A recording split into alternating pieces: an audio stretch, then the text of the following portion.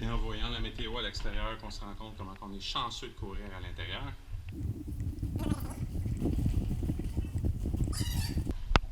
On remercie les très nombreux bénévoles avec nous autres aujourd'hui.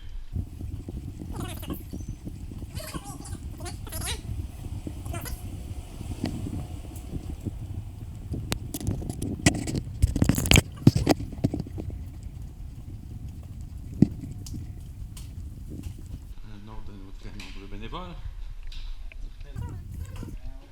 Les plates qu'on voit ici. Les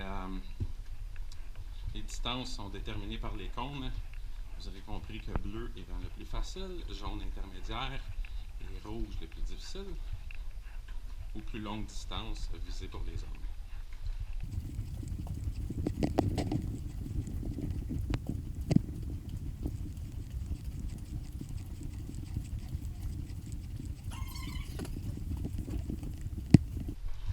Les escaliers amènent une version intéressante de la course. Parce qu'on n'est pas juste toujours en train de courir sur le plat. C'est du up and down, un petit peu plus technique, très intéressant.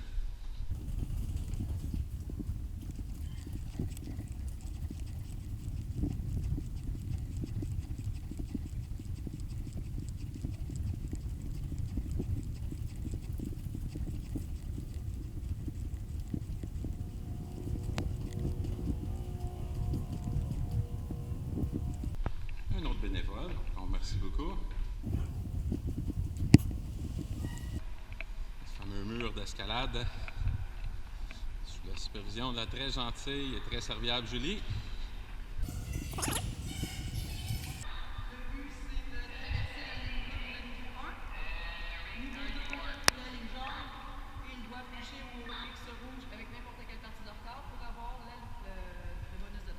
Fantastique. Ici, très difficile sur les avant-bras pour l'avoir fait.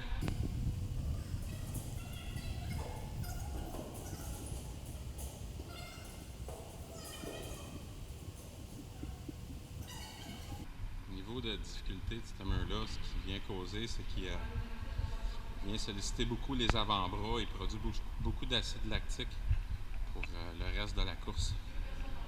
Donc, on essaie de se rendre jusqu'au niveau 3 ou même le niveau 2. On sollicite beaucoup les avant-bras et le reste des obstacles techniques au niveau des avant-bras pour le reste de la course, là, ça change la donne. On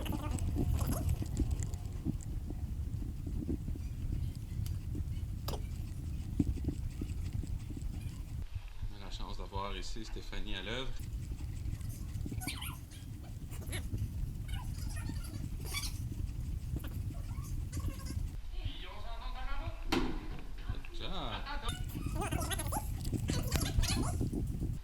Donc, effectivement, des endroits où le parcours se croise, mais il y a toujours des bénévoles pour nous indiquer. Puis le départ shotgun fait que c'est vraiment bien fait parce que j'amène plusieurs coureurs qui arrivent en même temps. Donc, c'est assez facile de diriger les personnes l'une à la fois. Et on les suit au niveau de la course. Donc, très, très bien fait de ce côté-là.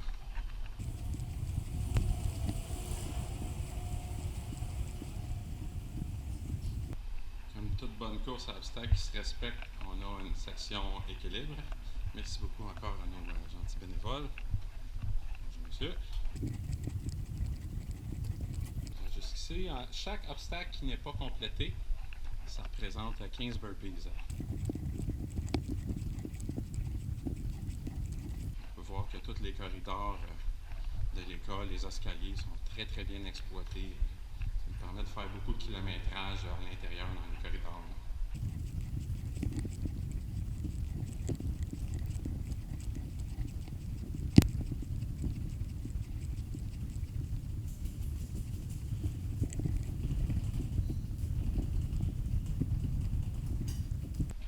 Toujours des bonnes indications, donc on ne se perd pas.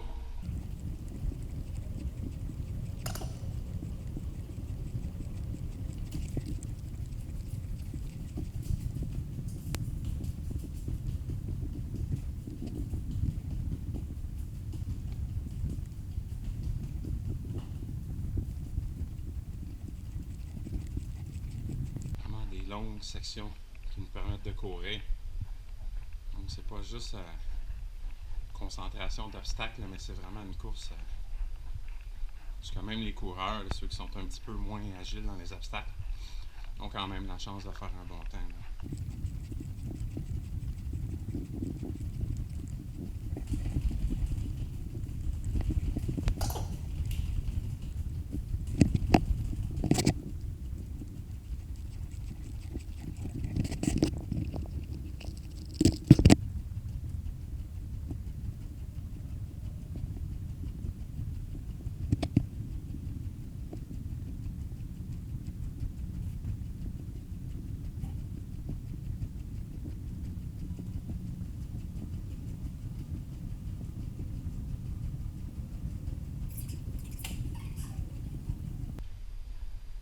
Comme je disais un petit peu plus tôt, tout est très bien balisé, très bien indiqué, difficile de se tromper.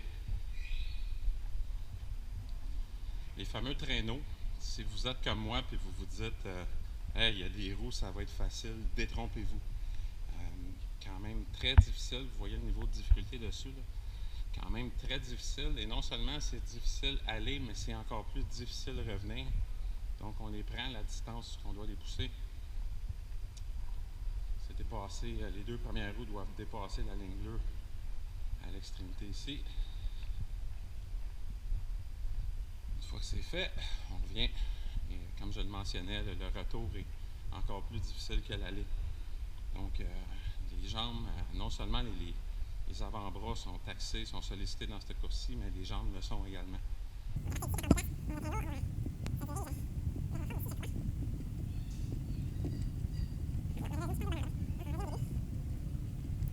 En temps normal, il y aurait une bénévole qui serait avec nous ici dans la salle, qui est Émilie, qu'on vient de voir et qui nous aurait indiqué là, la sortie, de revenir par la sortie ici.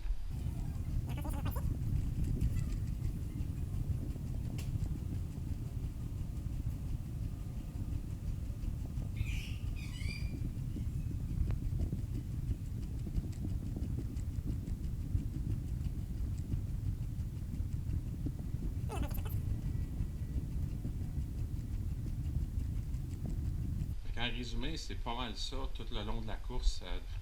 C'est tout le long du sprint. Là, c'est une section course, un obstacle quand même assez difficile, une autre section course, d'autres obstacles quand même assez difficiles. Donc, les obstacles, le niveau de difficulté est assez relevé, assez pour que ça ne soit pas juste un obstacle qu'on traverse en quelques secondes. Les obstacles sont taxants, sont difficiles et nous empêchent de on ne peut pas se reposer dans les obstacles finalement. Là. Quand on finit un obstacle, évidemment, c'est difficile, puis tout de suite après, on doit repartir en courant. Donc, tout est pas mal sollicité.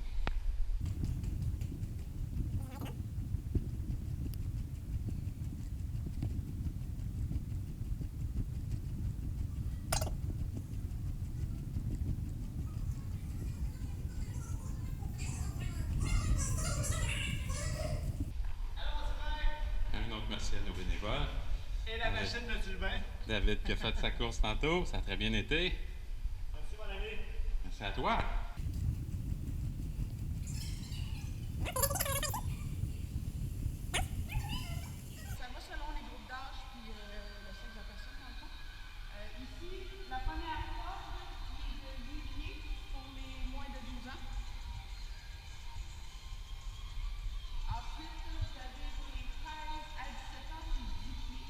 Donc, ils doivent se rendre au point bleu comme les débutants aussi, les jeunes. Donc, c'est bien toucher la tête de la couleur respective, c'est ça? Oui. Okay. Ils ont 2 essais pour le faire. Si ce n'est pas réussi, c'est 15 burpees en pénalité. Pour les femmes, pour se montrer un petit peu, les femmes ont 15 pieds à monter jusqu'au point jaune et les hommes ont 20 pieds jusqu'au point rouge. Fantastique. On va justement avoir une démonstration ici. C'est juste de ne pas regarder en bas. Regarde la tête. Ça va bien, il faut juste que tu touches ta tête. Exact. Fais juste toucher. Tu es presque rendu. Tu es presque rendu. Allez. Tire, jusque là. Comme vous voyez. voyez, des fois, quand on arrive ici, c'est pas aussi facile qu'on pourrait penser, entre autres par le fait que on a poussé beaucoup, puis on arrive ici là, au Red Line. Fait que ne pas sous-estimer les obstacles qu'on voit.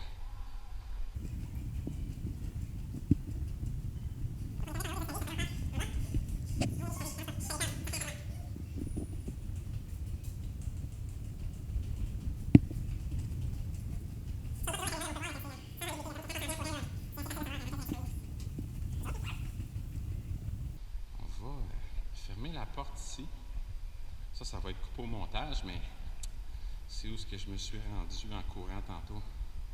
J'ai vu une porte ouverte et ce que je me suis rendu, ben c'est ça, je me suis rendu dans un petit garde-robe, donc on va fermer la porte pour pas que ça porte à confusion. Allez mademoiselle, allez, achève, vous n'avez plus que la moitié de faite.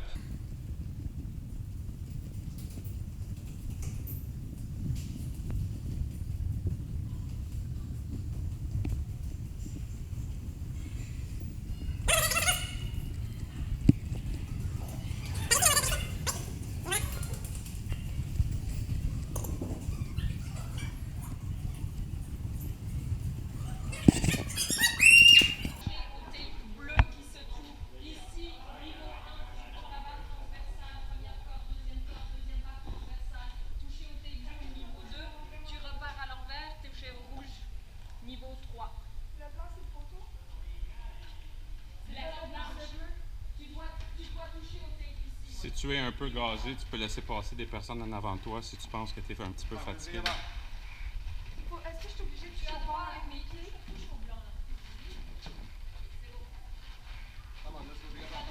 On voit la corde ici. Celle qui est indiquée jusqu'en haut ici. Donc le blanc est au niveau 1. Les cordes. Et la tyrolienne jusqu'au bout à la ligne rouge. Je passe rapidement parce que ça a été expliqué dans une autre vidéo.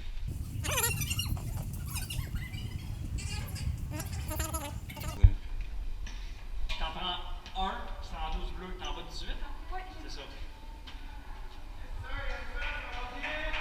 Donc on prend ici, vous voyez un keg. Le parcours à une distance à parcourir ici avec les kegs. Bon, les enfants peuvent rouler le keg. Sinon, un petit peu plus vieux, on prend un keg. Sinon, pour les hommes, on va ramasser 2 kegs. Et comme pour tout le reste là, des obstacles, c'est le niveau... le plus loin, c'est le niveau rouge. Ici, encore une fois, on remercie nos bénévoles. Ça fait plaisir. On ramasse un rec bag ici, comme la demoiselle a fait.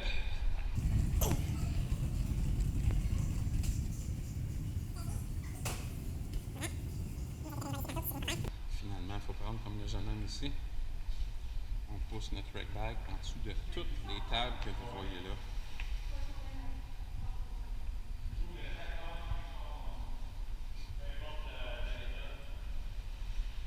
Donc, comme vous pouvez voir, ça fait beaucoup de tables. Ça fait une bonne distance. La mademoiselle fait très très bien ça. C'est fini, come on! Excellent ça.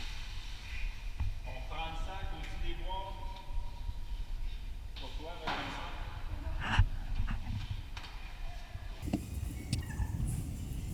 Donc on a 4 box à faire.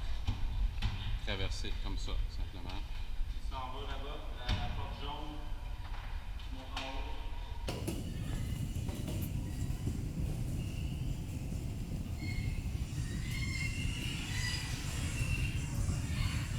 Comme vous pouvez entendre, ça sent la fin.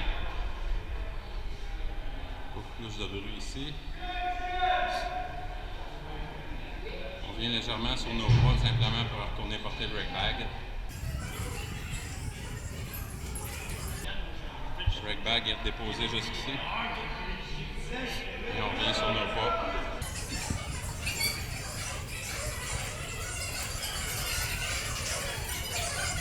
En dessous ici. Par-dessus ici. En dessous ici. Mais avant de se rendre au dernier obstacle, notre ineffable Raymond. Avant de se rendre au dernier obstacle qui est le mur à la fin. C'est ici. On va avoir le dernier rig.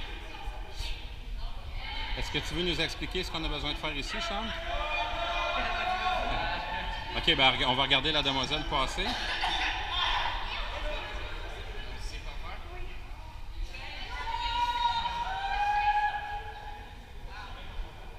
Excellent.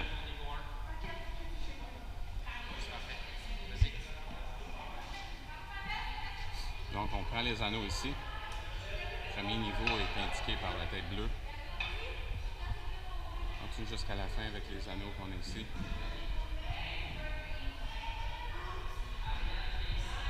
Niveau suivant, c'est la tête jaune. Et finalement, ça rentre jusqu'à la fin. La tête rouge en haut.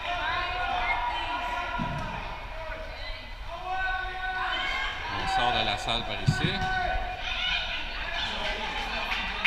Le mur final.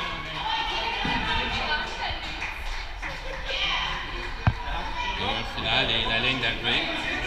On se souvient qu'on a traversé la ligne de l'autre côté. La ligne d'arrivée se trouve ici. Et le chronométrage ici avec notre ami Pierre-Luc, notre ami Sam. Donc, c'est ce que ça a l'air pour le parcours. Hein?